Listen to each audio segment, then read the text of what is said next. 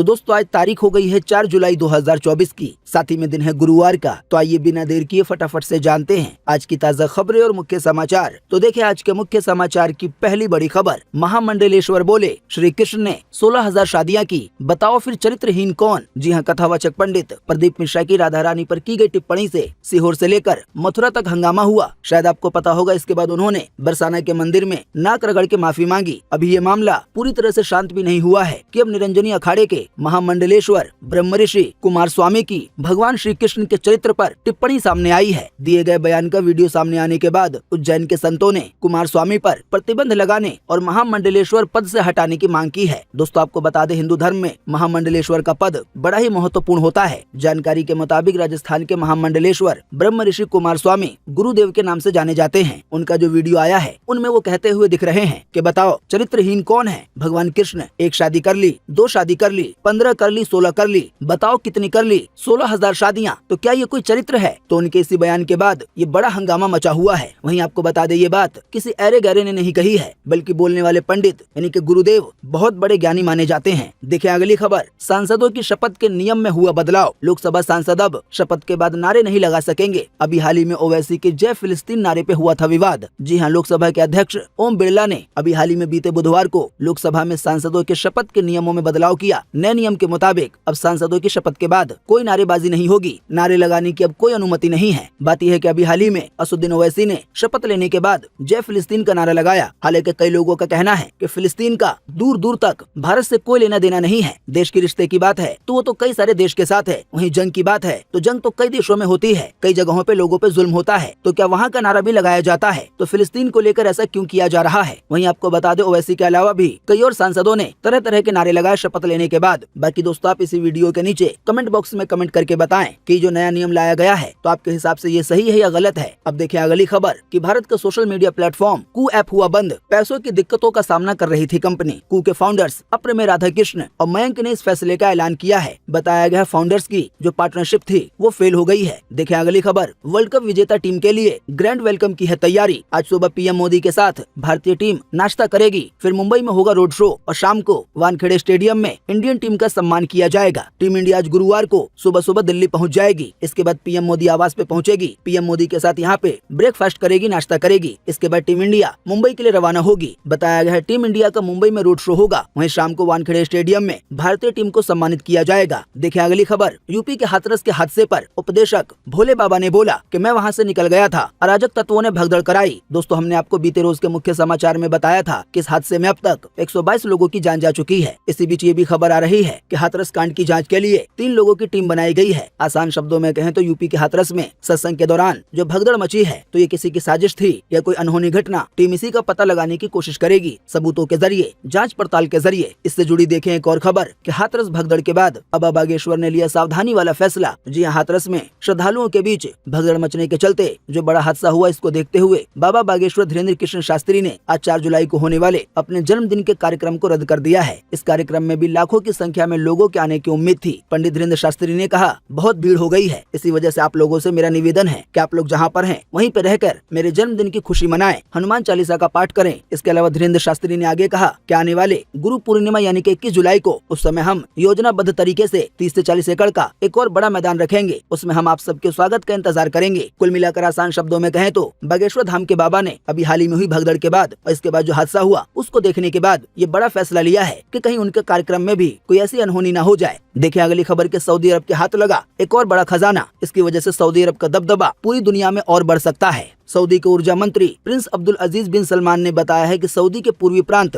और empty quarter रेगिस्तान में तेल और गैस के 7 नए और भंडार मिले हैं। बताया गया ये खोज सऊदी अरब की सरकारी तेल कंपनी अरामको ने की है। आसान शब्दों में कहें तो कई एक्सपर्ट्स का ऐसा मानना था कि आने वाले 20 से 25 या 30 सालों में सऊदी में जो तेल है वो खत्म हो जाएगा। इसी वजह से अभी जो वहाँ के प्रिंस हैं मोहम्मद बिन सलमान, वो टूरिज्म पे काफी ध्यान दे रहे हैं। ऐसे में सऊदी अरब को लेकर ये बड़ी खुशखबरी आई है कि सऊदी अरब में तेल और गैस के 7 नए और भंडार मिले हैं, जहाँ से आने वाले दिनों में तेल और गैस को निकाला जाएगा। देखिए अगली खबर के फिर झारखंड के मुख्यमंत्री बनेंगे हेमंत सोरेन। चंपाई सोरेन ने दिया इस्तीफा, उनका कार्यकाल 152 दिन का रहा। बात यह है कि अभी हाल ही में ईडी यानी कि प्रवर्तन निदेशालय ने हेमंत सोरेन को गिरफ्तार कर लिया था पैसों के घोटाले के मामले में। हालांकि जेल से बाहर आने के बाद हेमंत सोरेन ने बताया कि ये पूरी कारस्तानियां, पूरी साजिश बीजेपी की थी मुझे फंसाने के लिए। हेमंत सोरेन ने तो यहाँ तक कह दिया है अब चाहे चुनाव जब करवा लो, बीजेपी हारेगी। वहीं आपको बता दें, जिस समय हेमंत सोरेन को गिरफ्तार किया गया तो उन्होंने सीएम के पद से इस्तीफा दे दिया था और उस समय झारखंड के मुख्यमंत्री बने थे चंपाई सोरेन। हालांकि अब वो जेल से बाहर आ गए हैं, इसी वजह से अब वो दोबारा से मुख्यमंत्री बनेंगे। देखिए अगली खबर के यमुना में ऑक्सीजन की कमी की वजह से दिल्ली में लाखों मछलियों की गई जान। भयंकर बदबू आने की वजह से घाटों के आसपास सांस लेना दूभर हो गया है। जी हाँ, दिल्ली के पास यमुना नदी में ऑक्सीजन का स्तर घटने से बीते कुछ दिनों में लाखों की तादाद में मछलियों की जान गई है। पानी के और भी जीवों की जान को खतरा है। यमुना के किनारे रहने वाले किसान और मछुआरे बताते हैं कि यमुना में केमिकल वाला पानी छोड़े जाने की वजह से मछलियां मर रही हैं, जबकि जीव वैज्ञानिकों का मानना है कि गर्मी के दिनों में पानी के अंदर ऑक्सीजन का स्तर बेहद कम हो जाता है और ऐसा अक्सर होता रहता है। हालांकि आपको बता दें, हर साल ऐसा नजारा देखने को नहीं मिलता है कि दिल्ली के पास यमुना में लगभग हर घाट पर हजारों लाखों की तादाद में मछलियों की जान जाए। इस वजह से जो वहाँ के आसपास के लोग हैं उनका रहना दूभर हो गया है। मछलियों की जान जाने की वजह से उनसे बदबू आ रही है। देखिए अगली खबर के इंडोनेशिया में महिला को 30 फुट के अजगर सांप ने निगला। वो बच्चे के लिए दवा लेने के लिए गई हुई थी।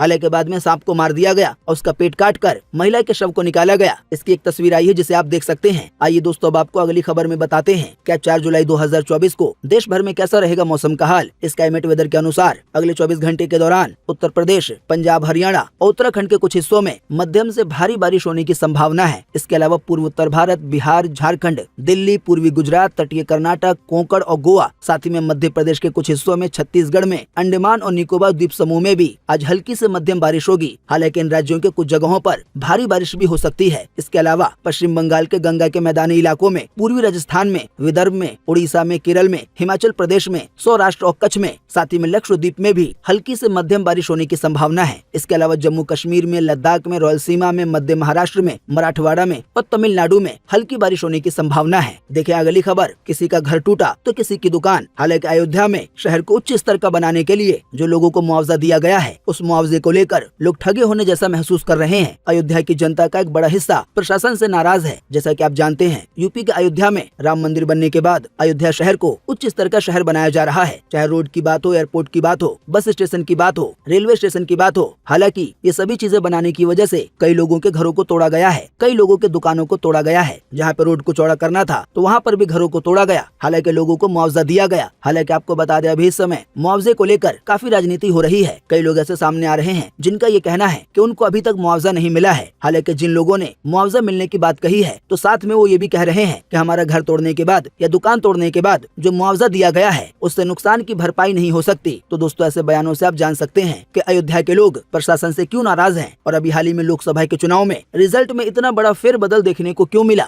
देखें अगली खबर की, राज्यसभा में पीएम मोदी ने दी स्पीच। हालांकि विपक्ष ने इसको वॉकआउट किया, छोड़ दिया। जी हाँ, प्रधानमंत्री मोदी ने बीते बुधवार को राज्यसभा में 1 घंटा 50 मिनट की स्पीच दी। स्पीच के दौरान पीएम मोदी ने नीट पेपर लीक मामले पर, मणिपुर संविधान पर, कांग्रेस पर, पश्चिम बंगाल पे, रोजगार पे, भ्रष्टाचार पर, सीबीआई पर, ईडी पर, इसके अलावा कई और मुद्दों पे बात की। हालांकि प्रधानमंत्री मोदी जब 32 मिनट बोल चुके थे तब विपक्ष के नेताओं ने सदन से वॉकआउट किया, सदन को छोड़ के चले गए। पीएम मोदी की स्पीच नहीं सुनी। देखें अगली खबर, सीआईएसएफ बोली कंगना को थप्पड़ मारने वाली महिला जवान अभी भी है सस्पेंड। जी हाँ, चंडीगढ़ एयरपोर्ट पर हिमाचल की सांसद और बॉलीवुड एक्ट्रेस कंगना रनौत को थप्पड़ मारने वाली सीआईएसएफ की महिला जवान कुलविंदर कौर अभी भी सस्पेंड है। बात यह है कि अभी हाल ही में खबर आई थी कि इस महिला जवान को बहाल कर दिया गया है, दोबारा नौकरी पे रख लिया गया है। हालांकि इस खबर के बाद सीआईएसएफ का बयान सामने आया है और ये बताया गया है कि वो महिला कांस्टेबल अभी भी सस्पेंड है। देखिए अगली खबर के, आडवाणी बीते 7 दिन में दूसरी बार अस्पताल में भर्ती हुए। दिल्ली के अपोलो अस्पताल में वो डॉक्टरों की निगरानी में है। फिलहाल उनकी हालत स्थिर है, सामान्य है। वैसे ही आडवाणी जी की उम्र काफी ज्यादा हो चुकी है। देखिए अगली खबर के, राहुल गांधी के घर के बाहर पुलिस ने सुरक्षा बढ़ाई। हिंदूवादी संगठनों के हंगामा करने की है आशंका। बात यह है कि अभी हाल ही में संसद में हिंदू को लेकर राहुल गांधी ने एक बयान दिया था। इस वजह से कई हिंदू संगठन उनसे नाराज हैं और ऐसी आशंका है कि हिंदूवादी संगठन उनके घर के आसपास हंगामा कर सकते हैं। इसी वजह से सुरक्षा बढ़ाई गई है। बात यह है कि अभी हाल ही में उन्होंने पीएम मोदी को लेकर, बीजेपी को लेकर ये बात कही थी